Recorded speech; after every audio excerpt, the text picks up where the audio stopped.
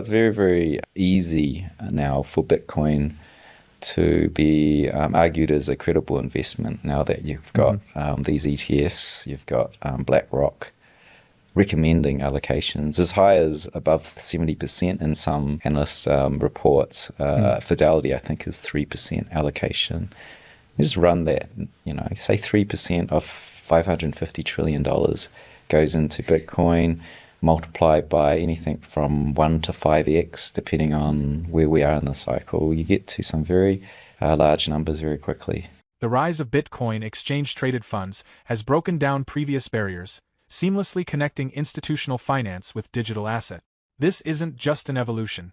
It's a financial renaissance, marking the beginning of a new era of economic innovation in 2025. This shift is no longer a distant possibility, it's unfolding right before our eyes. Visionaries like Willy emphasize the magnitude of this transformation, pointing to financial giants such as BlackRock and Fidelity as key players in Bitcoin's rise. BlackRock's models suggest allocations as high as 70%, while Fidelity's more conservative 3% recommendation could still set off a massive chain reaction. With over $550 trillion in global assets, even a 3% shift could flood trillions into Bitcoin.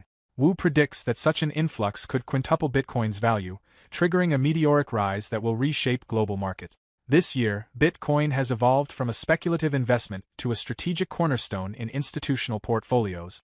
The narrative has changed, and the world is now witnessing Bitcoin transform from a digital disruptor into the foundation of a new economic framework. Hi guys, hope to see you guys at Dubai Token 2049. We have exclusive 10% off the limited super early bird tickets.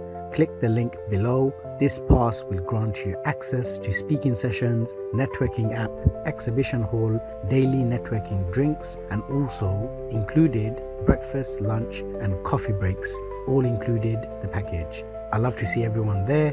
Peace out. Where does Bitcoin sit in a 10,000 year view? In this case, it was like 10,000 years into the past, not the future.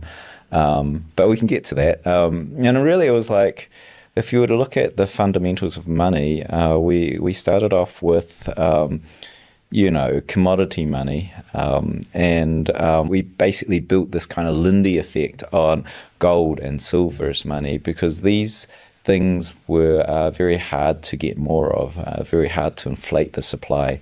And as we moved into the industrial age, there was a change where we tended to trade the paper that was claimable for the gold and silver, because it's a pain in the ass shifting lumps of silver and gold around. So with the development of the industrial age, we started to paperize.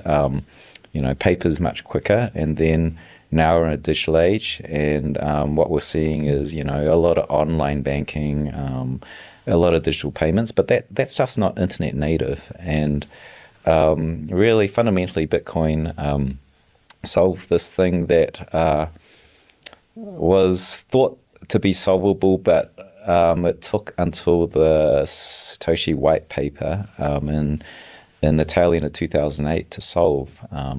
What he solved was the ability to put scarcity online.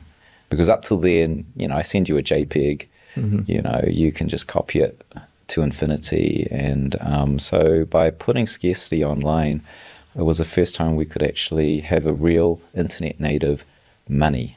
And so really the thought is we're in this kind of transition to a fully digital age where so much of our economy is online, and we didn't up to now have a digitally native form of scarcity, a form of money. And that's Bitcoin. And so that's the 10,000 years from the past to where we are now. Do you think that we get rid of fiat completely with the advent of Bitcoin?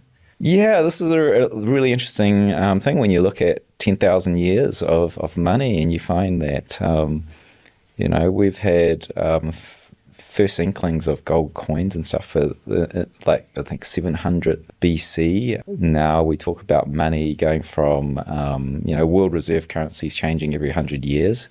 But you'll find that they were always tagged to gold or silver until this very, very brief experiment of fiat since 1971, when the gold window was closed. And That's never gone well in the history of the world. So I don't really look at this era of 50 years almost, roughly, as a real zone. You see why Germany went off the gold standard, and it hyperinflated almost immediately. The whole world's on this fiat right now. I think it's a brief experiment. So now the bigger picture is Bitcoin's in the process or attempting to flip gold and silver, like multi-thousand years of Lindy effect, building trust in gold, silver as a form of money. And it's only 15 years into this. We have 15 years of data on it now, and it is going to be quick, and it's not even up for debate. People may want to debate it, but they haven't looked at the data. As of where we are now, it's very reliably 500 million people that have some sort of ownership of Bitcoin in 15 years. And if you run this data forward, we will be 1 billion people having some ownership of Bitcoin by the end of this decade. And by 2035, if this curve continues its path, we're pretty much near majority adoption of Bitcoin as an investment holding. And then the question is this going to be a reserve currency? Will it be money? Will it be a medium of exchange? But it's happening very, very quickly. So we're at 500 million now, and you see us going to 1 billion in the next... by the end of this decade. By the end of this decade, okay. Yeah, so that's 2030. Yeah. Okay, interesting. Because when I was starting the early research, I would do things like look at Google Trends and so forth, and things were doubling every year. That was how quickly it was growing. Now it's not compounding quite like that in terms of user adoption, but in terms of we're at 5% of the world, that'll compound very, very quickly because there's an adoption curve, right? Once you hit 16%, that's when you hit mainstream. It gets to 50% very, very quickly. Think about it being barely over $1 trillion and the speed of the adoption and the fact that more than 99% of global wealth is not invested yet, and the kind of reflexive nature of this investment that like $1 invested can shift market cap $5 in a bull market. Bitcoin's set to explode into a very high number in the coming years, given this adoption. Very reliable adoption. It's very, very easy now for Bitcoin to be argued as a credible investment now that you've got these ETFs, you've got BlackRock recommending allocations as high as above 70% in some analyst reports. Fidelity, I think, is 3% allocation. You just run that, say 3% of $550 trillion goes into Bitcoin, multiplied by anything from 1 to 5x, depending on where we are in the cycle. You get to some very large numbers very quickly. Willy Woo emphasizes Bitcoin's transformative journey, positioning it as the first internet-native form of scarcity in monetary history. He traces the evolution from gold and silver to paper currencies, and now to digital money. Highlighting Bitcoin's revolutionary impact, Wu notes that nearly 500 million people currently hold Bitcoin, with projections to reach 1 billion by 2030. Its adoption curve is extraordinary, supported by institutional endorsements from major players like BlackRock and Fidelity. Bitcoin's increasing credibility and market influence could reshape global finance, accelerating its path to becoming a mainstream asset. Wu further discusses the complexities of Bitcoin markets, stressing the difference between real Bitcoin and synthetic exposure through paper instruments like futures and derivative. While Bitcoin's supply is capped at 21 million, synthetic markets have created exposure beyond this limit, which can limit price growth by diverting demand from actual Bitcoin. Wu advocates for purchasing physical Bitcoin instead of derivatives to drive its value and avoid the risks associated with centralized custody, drawing lessons from the flaws of the gold standard and fiat systems.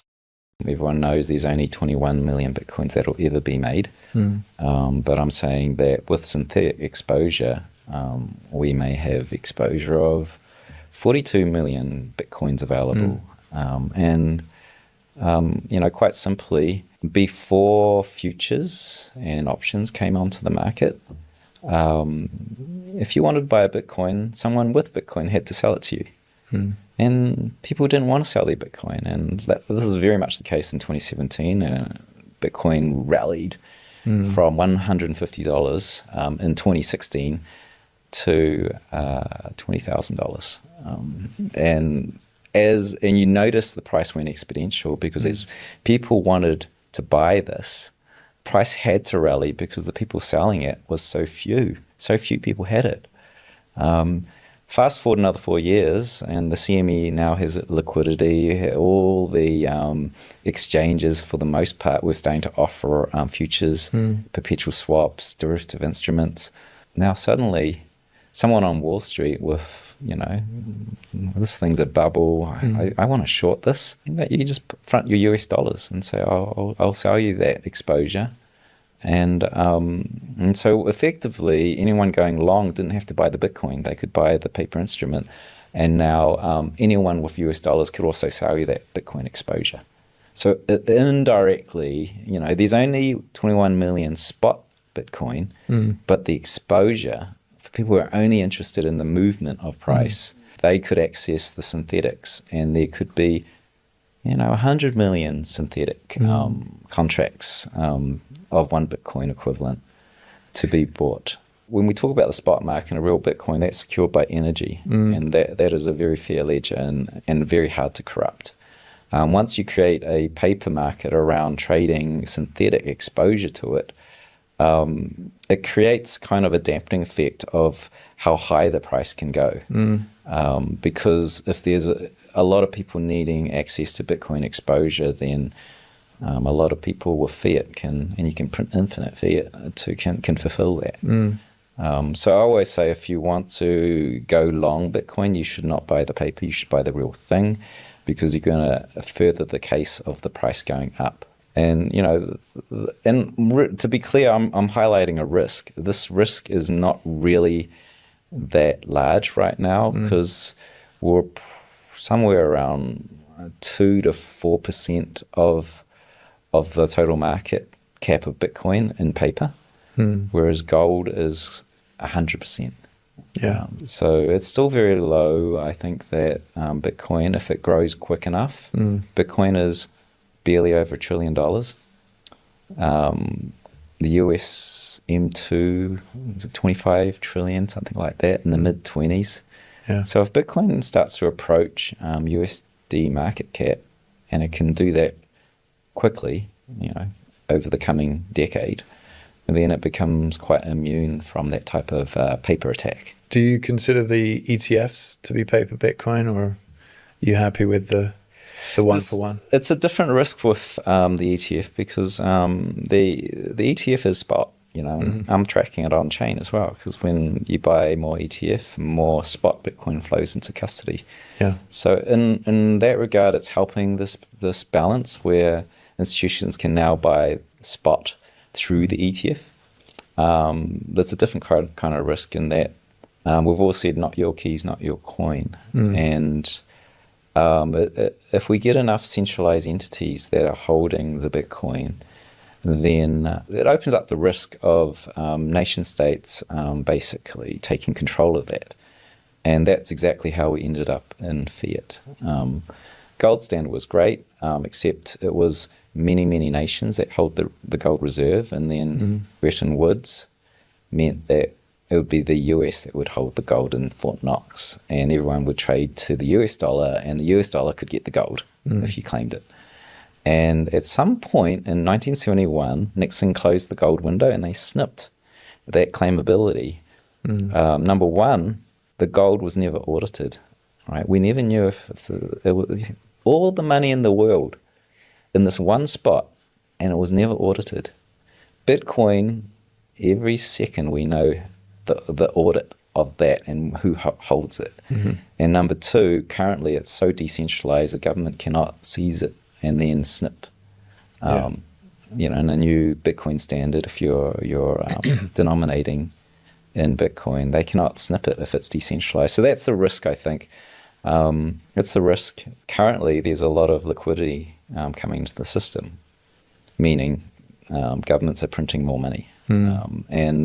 And with the high interest rate environment, actually money was being pulled out of the system, and you could see that we had a lot of pullback in all the risk assets, and equities pulled back, Bitcoin pulled back. And every single cycle in which liquidity was injected into the system, more fiat being printed, Bitcoin has rallied. Not immediately. It takes, I think we've talked about, more than a couple of months before it really rips and takes hold. And so we're in an era where probably we're gonna rally hard. Typically, these are 4-year cycles as well. People think it's a halvening, pushing the price of Bitcoin up because there's a supply shock. There's a reduction of new supply coming in, but also reinforcing that has been the 4-year liquidity cycle. And so we're in that phase now. Liquidity is climbing, as you know. Bitcoin's trajectory in 2025 is attracting significant investor interest, with analysts predicting substantial price growth driven by institutional adoption and favorable regulatory trends. While Bitcoin's value remains below $100,000 after reaching a record high of $18,300 in December 2024, analysts now forecast a rise to $225,000 by the end of 2025, highlighting its increasing appeal as a hedge against inflation. Willy Woo's insights further emphasize the importance of owning real Bitcoin over synthetic derivatives to drive authentic value and minimize systemic risk. Institutional players like BlackRock's iShares Bitcoin Trust are reshaping the crypto investment landscape. Despite record outflows of $332 million from IBIT in January, Bitcoin ETFs have still seen considerable growth, marking them as a transformative financial instrument. The introduction of ETFs accelerates adoption and provides institutional investors a regulated, transparent way to access Bitcoin. With Bitcoin's adoption projected to reach 1 billion users by 2030 and its market cap set to rival global fiat systems, Wu's prediction of rapid growth underscores Bitcoin's growing role in modern finance. The convergence of favorable regulatory policies, institutional interest, and a growing user base sets the stage for a transformative decade, further cementing Bitcoin as a cornerstone of global wealth. However, Wu cautions that real Bitcoin ownership, rather than synthetic exposure, is essential for ensuring sustained growth and decentralization. As we conclude, what do you think is the impact of synthetic Bitcoin products like futures and derivatives on the actual value of Bitcoin? Share your thoughts in the comments below. For more Daily Dose Crypto news, check out these 2 awesome videos on your screen. Click now and we will see you on the next video.